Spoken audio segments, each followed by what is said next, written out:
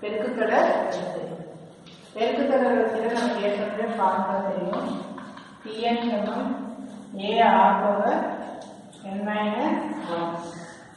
So இது பெருக்குத்தொடர் வரிசை ஜிபியில் எல்லா கட்டுப்பாடும் குறிப்பிடும். நம்ம கணக்கில் என்ன கொடுத்துருக்கு?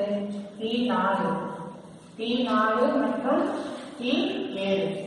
T4 54, T7 6458.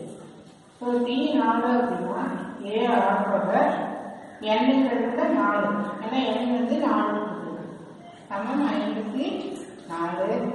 So AR power 7 - 1 n-ங்கிறது 7 சமம் 6458.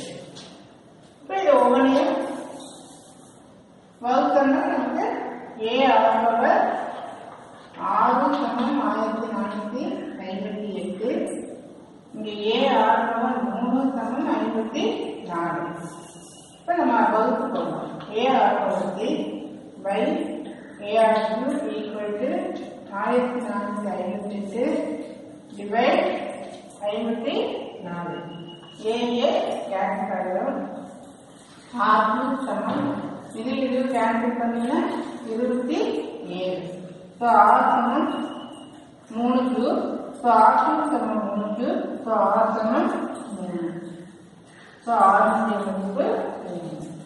இப்போ இதை எடுத்து சமன்பாடு 1 பிரதியிட இதை 1 அப்படின்னு. ஸோ AR cube சமம் 54.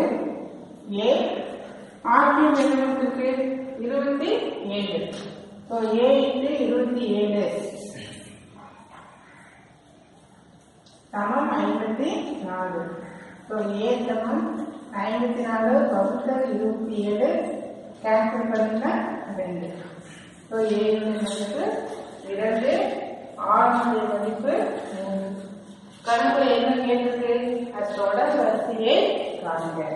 ஸோ ஜிபி ஜாமெட்ரிக் ப்ராப்பர்ட்டி அப்படின்னா பெருக்கு தொடர்.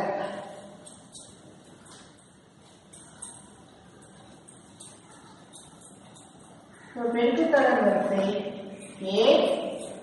AR square AR cube etcetera. So A நம்ம என்ன கண்டுபிடிச்சோம்? 2. 2 இன்ட்டு R மதிப்பு 3. 2 இன்ட்டு R ஸ்கொயர். R 3 அப்படின்னா R ஸ்கொயர் 9 எக்ஸெட்ரா.